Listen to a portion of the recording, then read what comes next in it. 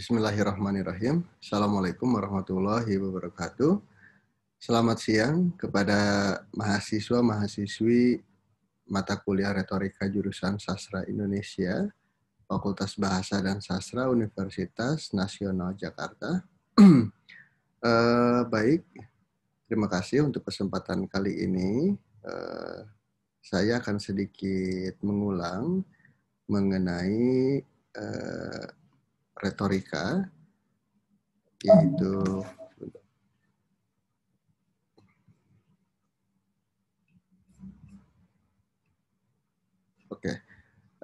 mungkin materi ini sudah saya sampaikan kemarin, yaitu retorika berasal dari bahasa Yunani yang berarti orator, kemudian pengertian sempitnya ilmu berbicara di depan umum, dan pengertian luasnya Glenn Brooks dan Robert Van Warren dalam bukunya Modern Rhetoric mendefinisikan sebagai the art of using language effectively atau seni penggunaan bahasa secara efektif.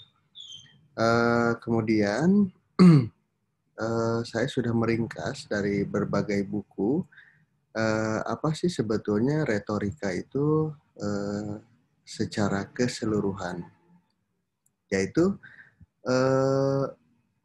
menurut KBBI retorika mempunyai 3 pengertian, yaitu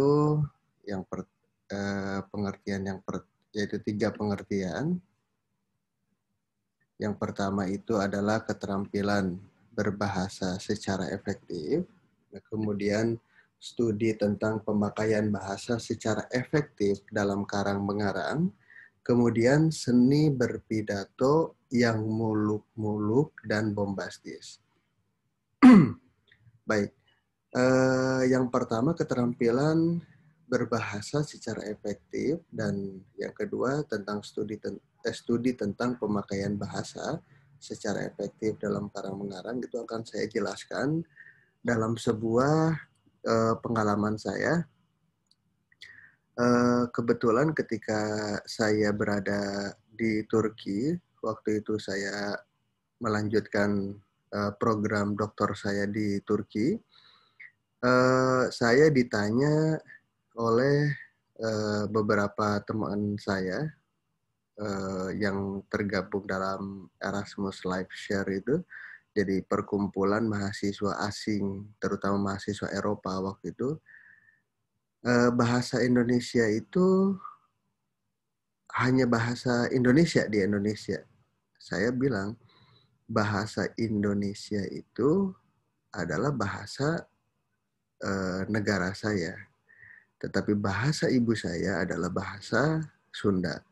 Jadi dapat disimpulkan bahwasanya 80% orang Indonesia itu bisa berbahasa ibu mereka, yaitu bahasa daerah, dan bahasa negara mereka yaitu bahasa Indonesia.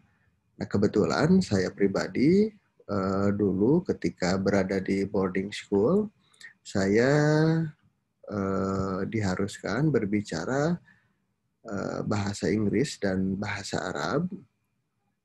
Kemudian saya melakukan program-program bahasa dan kursus seperti bahasa Spanyol, bahasa Belanda, bahasa Turki, dan pernah mengambil bahasa Ibrani, kemudian bahasa Persia yang menunjang kepada bahasa-bahasa Timur Tengah. Ternyata setelah saya amati, teori dari KBBI itu memang benar, yaitu keterampilan berbahasa secara efektif, yaitu apabila kita menguasai suatu bahasa, terutama bahasa ibu dan bahasa kita, yaitu bahasa Indonesia, kita akan lebih mudah untuk mempelajari bahasa asing lainnya. Karena menurut saya belajar bahasa asing polanya itu sama, namun hanya berbeda metode dan penggunaannya saja. Nah, kemudian yang ketiga itu seni berpidato yang muluk-muluk dan bombastis. Dapat kita perhatikan pada berita-berita saat ini di dunia internasional sedang hangat dibicarakan mengenai Pilpres di Amerika Selatan, yang mana kedua kandidat dari Partai Demokrat dan Partai Republik, keduanya saling berargumen dan ingin memenangkan pada Pilpres yang akan diadakan pada tahun ini di Amerika. Baik, kita lanjutkan. Kemudian retorika itu adalah tata cara berpidato, dan retorika sangat identik dengan pidato. Meskipun beberapa ahli menyebutkan bahwasanya antara retorika dan pidato itu berbeda. Namun pada intinya keduanya sama, yaitu berbicara di depan publik. Kemudian retorika adalah seni berbicara dengan baik dan benar, atau the art of speaking well. Kemudian retorika adalah komunikasi persuasif dan manipulasi yang sudah saya sebutkan pada minggu kemarin.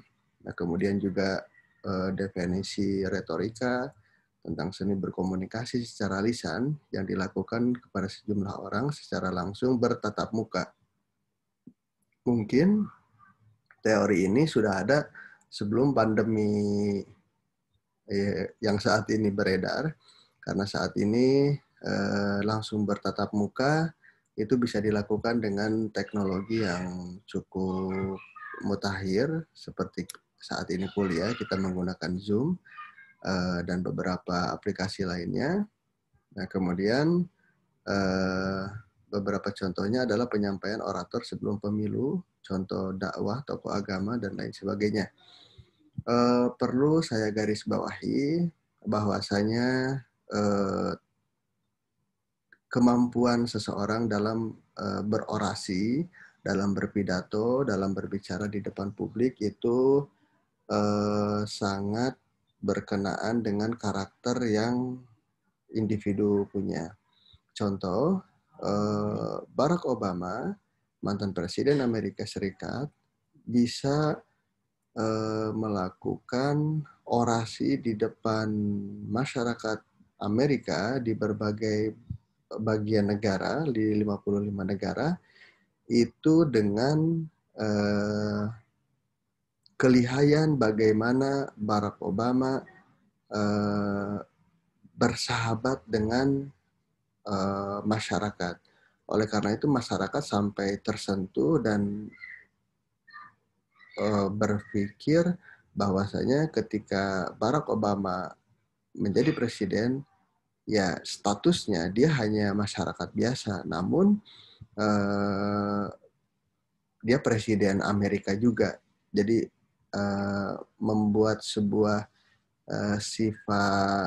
sikap friendly kepada masyarakatnya, dan itulah keuntungan Barack Obama, yaitu bisa bertutur kata dengan baik, tidak menyerang orang secara spesifik, dan bisa menggalang media-media Amerika Serikat kala itu, terutama media-media raksasa yang bisa mempublikasikan bagaimana seorang Barack Obama itu berorasi dengan baik. Nah, kemudian sejarah singkat retorika tidak perlu saya jelaskan kembali karena kalian sudah membuat tugasnya. Nah, kemudian tradisi retorika juga kemungkinan kalian sudah ada di bukunya Goris Keraf atau di buku retorika, yaitu tentang retorika itu harus mencari kebenaran. Kemudian Aristoteles juga berkata kebenaran haruslah logis, realistis, dan rasional. Kemudian Plato juga menyampaikan bahwasanya kebenaran itu absolut atau mutlak, tidak peduli apakah kebenaran mempunyai nilai praktis atau tidak. Kemudian tujuan retorika adalah persuasi. Yang dimaksud dalam persuasi dalam hubungan ini adalah halayak atau komunikasi meyakini kebenaran hal yang disampaikan oleh komunikator. Dengan demikian, tujuan retorika adalah membuat saling pengertian yang mengembangkan kerjasama dalam menumbuhkan kedamaian dalam kehidupan bermasyarakat melalui sebuah pidato. Baik, saat ini saya akan memperlihatkan pidato, namun karena durasinya yang cukup panjang. Nanti akan saya share di WhatsApp group dan kalian bisa lihat sendiri video ini tentang 10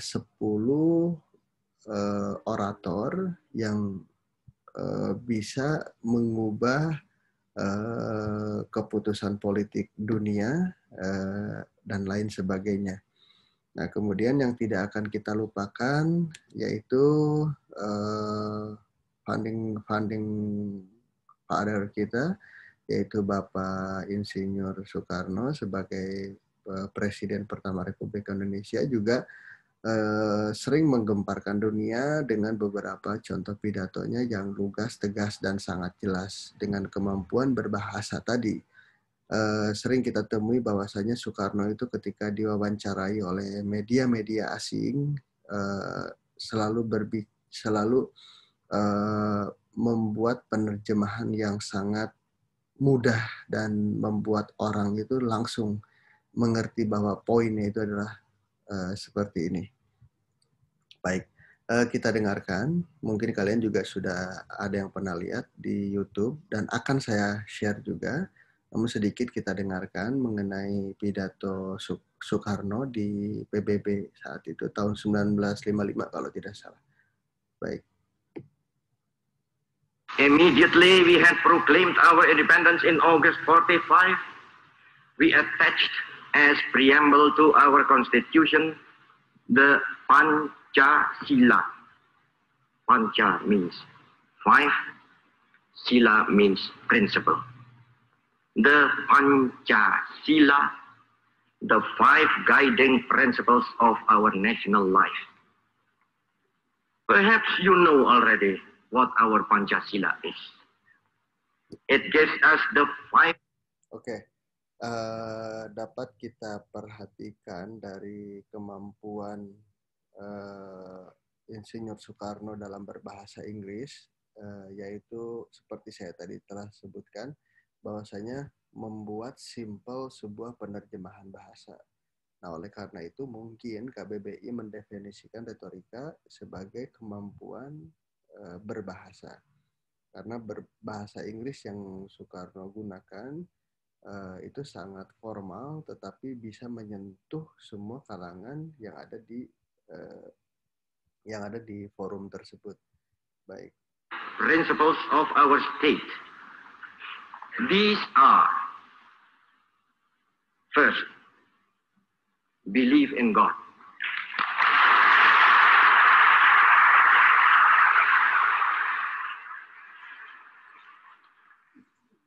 Second, nationalism. Third,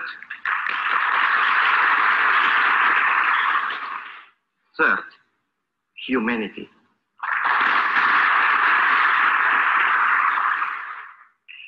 Fourth, democracy.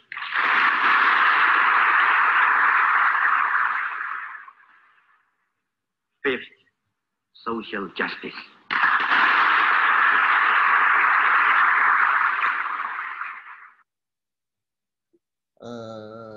Terkait pidato Soekarno ini, saya selalu ingat dengan beberapa teman, terutama yang berasal dari Rusia, kemudian di negara-negara Timur Tengah dan Afrika Utara. Bahkan pengalaman saya terakhir ketika berkunjung ke Maroko tahun kemarin itu, saya diberitahu oleh seseorang, orang Maroko, bahwasanya di sini ada satu jalan utama di depan Bank Maghrib, atau di Indonesia itu Bank Indonesianya, namanya adalah Soekarno Boulevard atau Jalan Soekarno. Dan ketika saya ke sana benar adanya bahwa di situ Jalan Soekarno, dan itu yang membuat saya sangat terharu bagaimana dulu konferensi Asia Afrika sangat diapresiasi oleh pemimpin-pemimpin Asia dan Afrika, sehingga mereka menjadikan Soekarno itu as a leader of Asia and Africa. Jadi sebuah pemimpin bagi benua Asia dan Afrika yang pada masa itu banyak yang masih dijajah. Kemungkinan kuliah hari ini sudah sedikit saya sampaikan, dan nanti videonya akan saya bagikan di WhatsApp group. Kemudian nanti juga akan ada pembagian tugas oleh ketua kelas baru kita, yaitu Fahrija Fauzia atau Fafau.